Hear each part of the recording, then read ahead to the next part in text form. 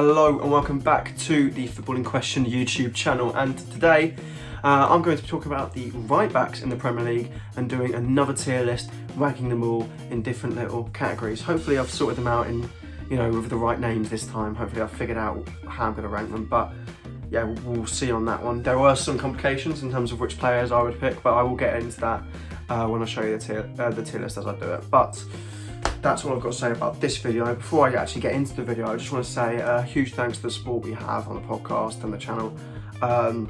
Hopefully it can go up over time, but we're happy with the podcast because the listens were down. They've started to go up as of late, and we're really happy to see that. Hopefully you listen to the new Boxing Day special or Christmas Day special, whatever, which we released. Actually, today is Boxing Day as I'm recording this, so hopefully you enjoy that. We had a really fun time recording that, just a little mini special, which was really nice to do. So hopefully you enjoy that. And yeah, without further ado, let's get on with the video. Okay, so you'll be seeing the tier list now on the video. I'll be in the corner. Hello. Hopefully you like the actual rankings I've done here. So I've done world class, decent, does a job, okay, bench, and get them gone. Those are the categories which I've given. I've changed it up. I'm going to keep changing it up until I'm actually happy with it. But these ones I've done. Now, keen-eyed viewers of you may notice there isn't 20 players. There isn't a player representing every single team. I missed out Brentford for the main reason of they play a three at the back, and the person who plays the most on the right side of midfield is Sergey Kanyos. And I don't know, in my mind, I'd view him as a fullback.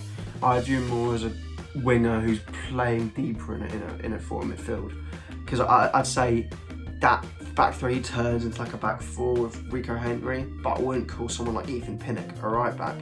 So yeah, I just decided to miss them out, and it's purely because of that. Not because I hate Brentford, just because I didn't think they had an out-and-out right back really. I mean, there are teams that play back threes but I would categorise their wing backs as in the fullback mould. Players like Rhys James and Trent, who are very attacking, but I say they are fullbacks by nature. But that's just my brief little explanation on that kind of little thing. So I don't really know where to start off. So why not just start off with the start? So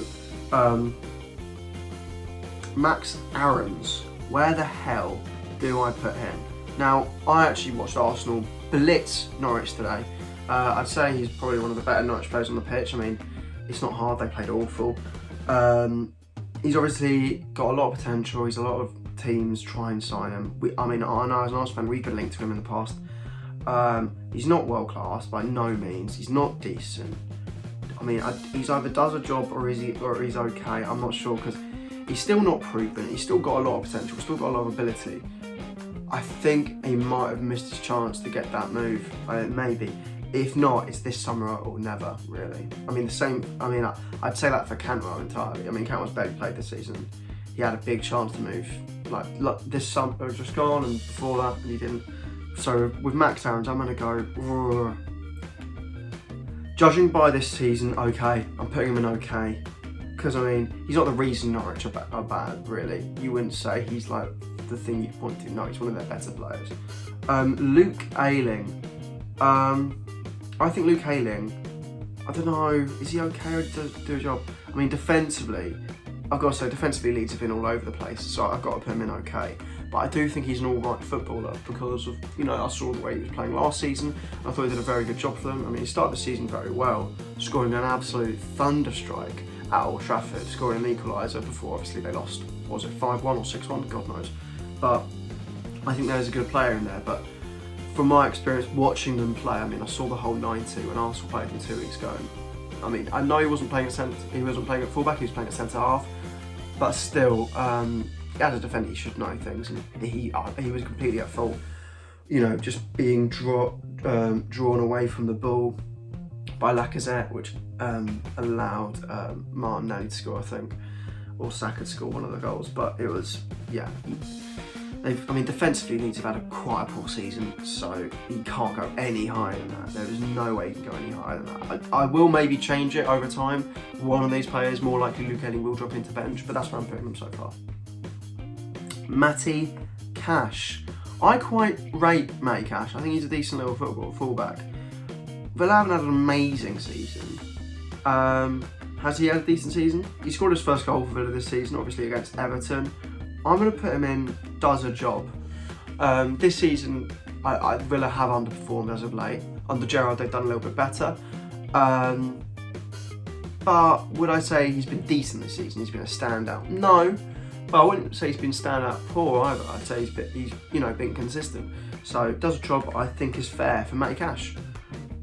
Sheamus Coleman. Now I think it's a shame.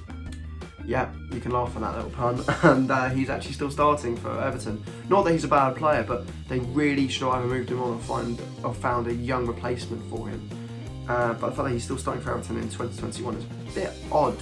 I thought after the tragic leg break, they would have found a way to kind of replace him or get someone in, and they haven't. They've tried with Jibril Sidibe, and he didn't really work. God, I've actually put him in world class. He's not in world class.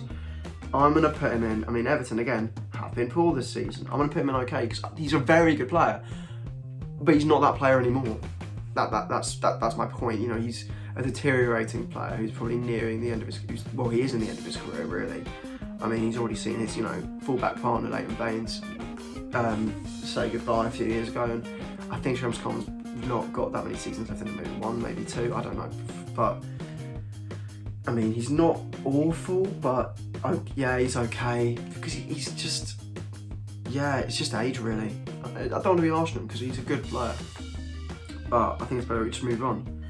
Coufal. Now with Coufal, if it was last season, I'd put him straight into decent. And I'm considering decent, I'm not sure. I'm just going to let him be there while I talk about it. Because with Coufal, he's a phenomenal fullback, defensively and offensively. He's a consistent performer, which I think is a key thing as a footballer to get them into this higher ratings. And he is a good player. West Ham have had a little bit of a wobble over the last month. Obviously Arsenal, we played them this month and we actually beat them. He gave away a penalty and got sent off. Whether that was the right decision or not, I think defensively it was a bit of a shambles from them because Arsenal kept going at them.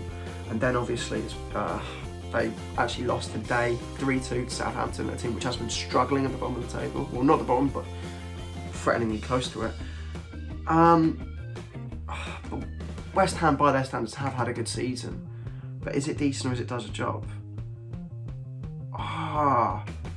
This is really tough to do. Really tough to do. Considering the other players which I've got in here, which I know are going to go in decent, I know he's not had the season they've had. So I'm going to put him in does a job. I'm sorry West Ham fans, but that's what I'm putting in. So, sorry about that one. Next, Emerson Royale.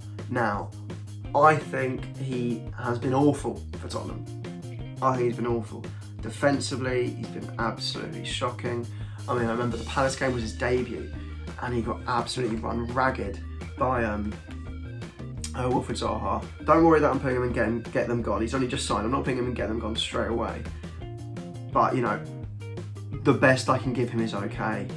I might put him in bench. This season, I'm sorry, but from what I've seen of this player, now obviously I don't watch all these teams every week, but from what I'm judging by what I know of them or what I've seen of them. From what I've seen of Emerson Royale, I would not touch that player with a 10-foot pole. If Arsenal lost every single the way I'm imagining this is if Arsenal lost every single fullback in their club right now, from all the way to under 10s, and we had no resources to fall back on, who would I get in the Premier League? Emerson Royale? God no. Matty Cash, Coufal, yeah. Ayling, Aaron's, maybe. Coleman, maybe. Emerson Royale, no chance. So next, Kiko Familia. I'm putting him in bench as well, purely because when I look at the quality of, he's playing for Watford and I'm actually wearing kind of Watford colours right now. I mean, obviously it's an Arsenal away kit, but it's kind of pretty much Watford colours. But Kiko Familia, he's an alright little player. I wouldn't put him in get them gone, but at the end of the day, in terms of quality, he is playing for Watford. And they are a team at the lower end of the table. They're not in the bottom three at the moment, at the time of speaking, I'm not too sure. And I don't think they'll go down. I do like Brighton and some of the players they have, like, Manuel Dennis and Josh King and Ngakia, who doesn't really get played that much, who gets played below this player, which is a shame because he's a young fullback who, left West Ham to get more game time. But I think Familia is a decent little player. But, He's inconsistent, which is a lot of the cases with players at clubs like Watford. You know, why are you playing for a club like Watford? Probably because you're inconsistent. You know, it doesn't mean you're awful. It means you might not be able to perform on such a consistent basis, and that's why he's at this level. That's why I'm putting him in. Rhys James. Yep, going straight into world class. Now, he has been phenomenal this season. He's scored 5 goals, I think. I mean, I've seen him score this season at the Emirates, which was an absolute pain to watch. But he's a phenomenal fullback. I mean, it's just a shame that he doesn't really start for England, because England have an excess of right backs at the moment, which we'll obviously get into going through this. But he's a phenomenal right back, just absolutely phenomenal.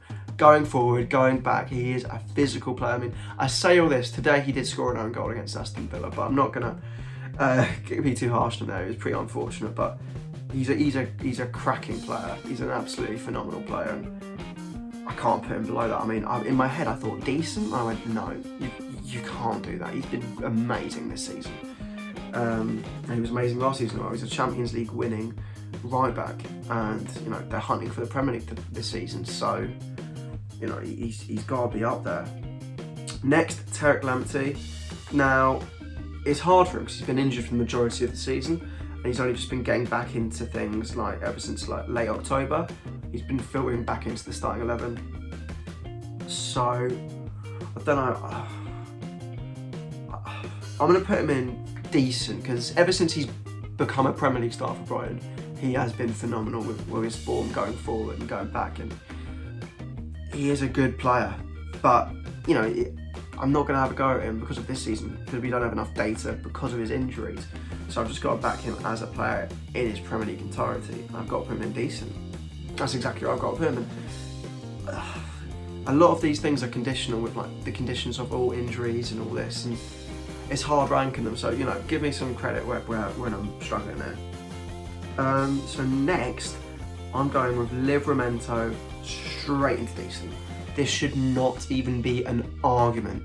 He has been phenomenal. We've gone from one Chelsea reject to the next, and both of them are thriving on the south coast. Livramento has been phenomenal. He shafted Walker-Peters onto the opposite side because he cannot get his position back from Livramento. He is phenomenal. He's 18. He's starting for Southampton. He scored his first Premier League goal this season. He is a great player. Going forward, going back, I mean, there's a reason they put a buyback clause on him, because they know the ability, Chelsea, and they know it's going to be worth, you know, getting him back if he does fulfil that potential. And this season, he definitely looks like he will. He is showing every sign of becoming a great fullback. And, you know, at the age of 18, starting for the Premier League side, that is impressive enough. So, yeah, decent every day of the week. Next, we've got Matthew Lowton. So, a bit dodgy. We've gone from that to Matthew Lowton. Now, the thing is, he's a Burnley player. So he does by definition, he does a job. I'm going to put him in okay though, because just the nature of the way Burnley play as a team. Defensively, Matthew Lowton is quite sound. I mean, again, I hate to do this because I hate to make it about Arsenal, but it's when I've seen us play Burnley, and we actually struggled to score against an open player. We beat them 1-0 from a free kick. So defensively, as a unit, all of them are pretty sound, that starting back four. But, you know, when you think of things other than defensively, you know, going forward as a fullback, which is part of this modern game, we can't deny. That's why Rhys James is up there, because he's very good at both. Is Matthew Lowton that great going forward? I mean, he can cross a ball, but besides that, statistically, is he consistent going forward? No. But at the end of the day, he plays for a team which is known for its defensive prowess. Maybe not this season, they've been a bit more shoddy, but I think he's an okay player. I wouldn't put him in bench, because I think he's an okay footballer, but, you know, he's not that much beyond that. Next, Kiko. Bench again. I'm struggling here to think of get them gone, genuinely. Joe, I'm going to put, do I put Kiko in get them gone? I don't know. I'm starting to think I actually made one tier too many, because it's kind of harsh, but yeah, I'm going to put him on bench again. I might have to change these names afterwards, but Kiko, I mean, at the same time, he's an inconsistent fullback. He's very similar to Kiko Familia. Spanish, plays towards the lower end of the table, is capable of having a good game. Do they have a good game every week? God, no. I mean, I know Newcastle, when they played United and lost 4-1, which was quite an undeserved scoreline from what I saw. I remember he had a good chance at Old Trafford. Oh no, did he score? He did score at Old Trafford in that game, yeah. And he is a capable fullback. You know, it's the second fullback which I've talked about which has scored at Old Trafford this season. He's a good little player. But I mean, Newcastle have been absolutely shocking. No, Newcastle have been shocking this season. Newcastle have been shocking. Got to put them in, get them gone. Just because I don't think that I can't think of anything credible he's done besides that goal at Old Trafford. In a 4-1 loss, which from a defensive standpoint should be really important to look at. So yeah, get them gone. Pereira, this season, obviously, again, he's coming back from injury. He came back, I don't know, 2 months ago maybe? I don't know if he's been starting all season. Again, I don't watch him all the time. He hasn't scored this season. I'm pretty sure he's got an assist or 2 already, probably. But he's on the same level as Livramento or Lampty, maybe not. Overall, his time in the Premier League, decent. Right now, does a job. You know, I'd rank him among the likes of Matty Cash and Kufau in terms of the way he's playing right now. Nelson Samado, I'd put him in bench. There's definitely ability there, but in his time in the Premier League, he has not been impressive. He's just, I don't see any defensive ability there. I mean, Wolves fans were warned about this by people who look into and watch La Liga and watch Barcelona. You watch the 8-2 against Bayern Munich. Nelson Samado is absolutely at fault for at least 3 of those goals, I think. And he's not really done anything of note in my eyes at Wolves so far. But there is ability there, and he has played at a certain level. And he didn't go for too expensive a fee, but do I think he's that great footballer? No, but I'd put him in bench. That's where I put him. Next, Yasu. I'm putting this man straight into decent. I think this man is a phenomenal footballer. A very underrated signing. This man joined Arsenal for an absolute bargain of like 18 million or 19 million. Great price for a fullback. I mean, I remember the day Arsenal signed him, on deadline day, Kave Solokul said live on Sky Sports that he'd heard news that from a journalist that he isn't really a centre back, he isn't really a right back, and you know, that's him just trying to create headlines, and that's absolute rubbish because this man's been phenomenal at right back defensively. And people say he can't go forward. I don't think it's that he can't go forward. I think it's that he's told maybe not to go forward as much to create a balance with him and Tierney. As one will go forward a lot more, one will sit back and form the back three. Defensively, he's been phenomenal. Not many players have given him a bad game. I mean, the worst game he's had so far is 100% Brian away with Kukure running ragged. Besides that, I think he's had a very good season, a very consistent season. He doesn't really have games below 7 out of 10, besides that Brian game. And he is capable of going forward and crossing a ball. I've seen him, and he is capable. He just doesn't do it as much, purely because of the way our team works. But you know, he got a lovely first-time assist against Newcastle from Martinelli's volley, and he's a good player. He's had an amazing start to his Premier League career, and may it continue. So next, I'm not going to go with the next one because it's Trent. I think I'll probably leave him last, but I'm just going to go with Joel Ward because I don't want to end on Joel Ward. That would be a bit of a downer. Joel Ward, I'm going to put him in. Okay, I think he's an okay fullback. He's been at Palace for a long time. I think he's a decent little English fullback for the Premier League. Does a good job, but I wouldn't put him in does a job because of the players that are there. So okay, seems fair to be, you know, where he's at in his career, and you know, he's a capable player. But should Palace probably get a new right back? Probably. I mean, they should improve in a lot of areas. In the last summer, they obviously had to look at centre half a lot more, with a lot of outgoings all over the pitch. But they should probably look into maybe moving Joel Ward on or replacing him sooner rather than later. Next, Aaron Wan-Bissaka. I am putting him in, does a job, mainly due to how poor defensively Manchester United have been this season. Now, Aaron Wan-Bissaka the thing that I hear the most about him is how good he is defensively. You know, he can't attack that well as the likes of Trent and James, but defensively he's phenomenal. I'd argue what people say about Aaron Basaka is exactly what Tommy Yasu is. Now, I think Aaron Basaka has been that player that people describe. I have not seen any of that player this season. I think he's been beaten easily, and you know, you look at Man United's defensive record, that does not look good for anyone in that starting back four. So he just has to go and does the job. He just drops a tier from where I probably would have ranked him for last season. But next, Kyle Walker. I'm putting him in decent. I'm not putting him in world class. I think he's a great player, Kyle Walker. He's phenomenal. Obviously, Premier League winning. But I think this season there's a gulf between him and two players. There is. And it's pretty obvious who those two players are now. But Kyle Walker, we have to say, is a great player. He's a cracking player. I mean, he's obviously won the Premier League, starts for England, whether it be in a back three or a back four or whatever. He is a great player. And, you know, he will look back on his career fondly, you know, becoming an England regular and, you know, winning the Premier League and being a starting right back. To the point where, you know, he was pushing João Cancelo out of the team until João Cancelo could play left back pretty much.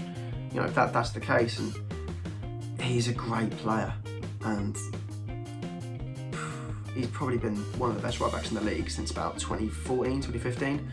So yeah, that kind of longevity of being a dominant player in your position in the league, you know, doesn't go understated. But at the current moment in time, would I say he's in the upper tier of Premier League right backs? Kind of, but I'd say, as I've said earlier, there is a gulf. So next, Trent Alexander-Arnold, straight into world class, easily. What else can I say about this player? I mean, when we played Liverpool, we lost 4-0. I'm pretty sure we got a hat-trick of assists. I mean, that's just unheard of from a fullback. He's an amazing player. I mean, the free kicks he scored against West Ham, a great free kick even though they lost.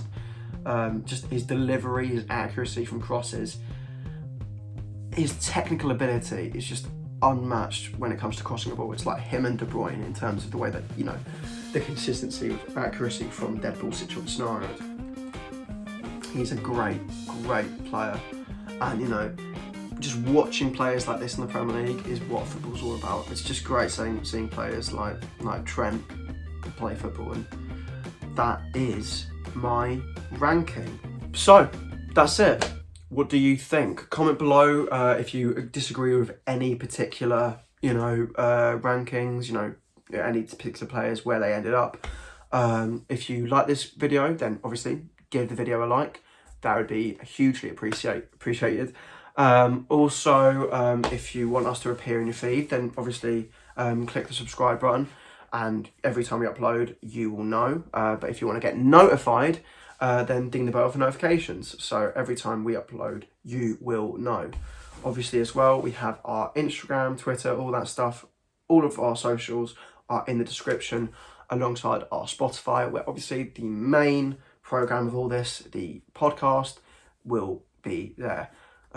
Series 3 will be coming out soon, but obviously we're not back together at university, so, and that is when we'll sort all that out.